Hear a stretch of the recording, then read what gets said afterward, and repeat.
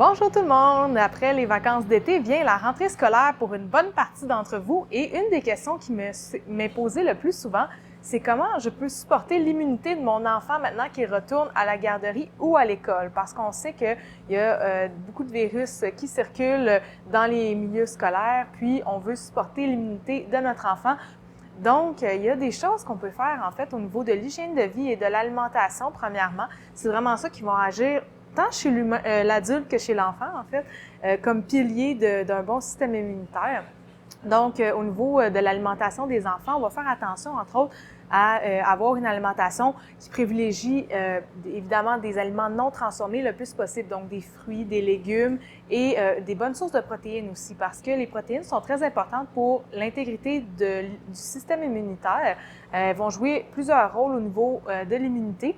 Et puis, les protéines, on les retrouve dans plusieurs aliments, les œufs, la viande, le tofu, le tempeh, mais des fois, dans certains repas ou dans certaines alimentations, il va y avoir une absence de protéines, donc il faut faire attention à ce niveau-là.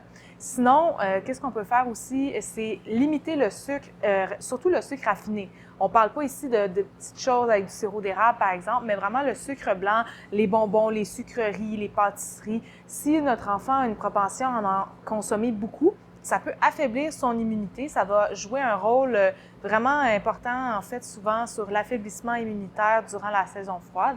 Fait que c'est important de faire attention à ce niveau-là pour que la vitalité de notre enfant soit plus optimale. Sinon, au niveau des produits naturels, évidemment, on va toujours consulter notre naturopathe avant utilisation si on n'est pas certain, mais il existe différents produits pour la santé des enfants. Au niveau immunitaire, premièrement, les probiotiques, j'en ai déjà parlé dans une précédente capsule pour les adultes, mais ça va faire un peu un rôle similaire au niveau des enfants. C'est que dans notre microbiote intestinal, on a énormément de bactéries qui vont jouer un rôle potentiellement positif ou négatif selon le type de bactéries.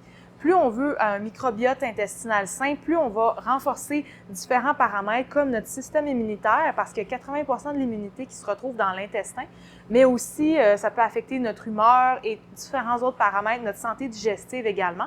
Mais les probiotiques en poudre, c'est une façon facile d'intégrer les probiotiques dans le quotidien de notre enfant.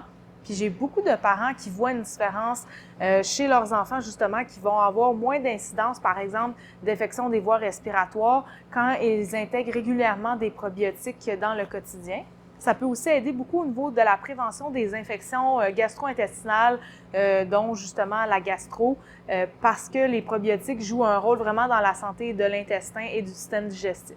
Sinon, il y a aussi la vitamine D3, dont ça aussi j'ai parlé dans une autre capsule sur notre page.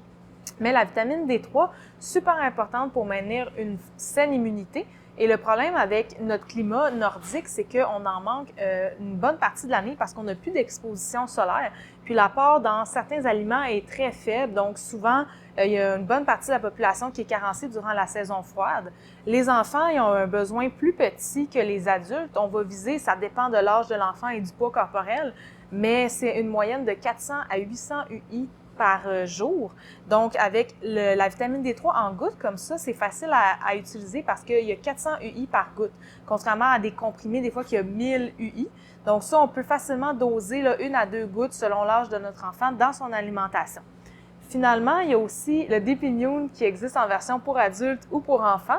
En fait, le Dépimune, c'est le même principe. C'est un mélange de plantes de la compagnie Saint-Francis que j'aime énormément parce que c'est très efficace pour fortifier l'immunité en prévention. C'est pas quelque chose qu'on prend quand on a un début de symptômes, c'est vraiment quelque chose qu'on prend en préventif. Là, on peut prendre tout le long de la saison froide.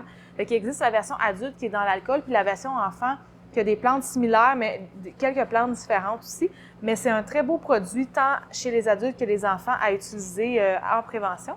Et puis, pour terminer, si notre enfant a un début de symptômes d'infection, de voies respiratoires, par exemple un petit mal de gorge ou par exemple toute la famille autour est malade, on peut lui donner de l'échinacée qui va aider à fortifier l'immunité, mais vraiment stimuler en fait temporairement. Fait qu'on ne donne pas ça en prévention, c'est vraiment en début de symptômes ou quand l'entourage est malade.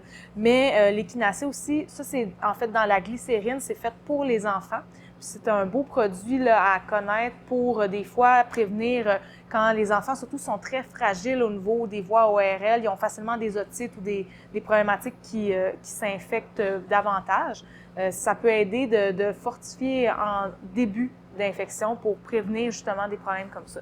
Puis évidemment, on est toujours, moi et Nathalie, en magasin pour vous conseiller si vous avez des questions sur quelle approche serait la plus appropriée pour votre enfant. Donc sur ça, bonne rentrée scolaire et à la prochaine!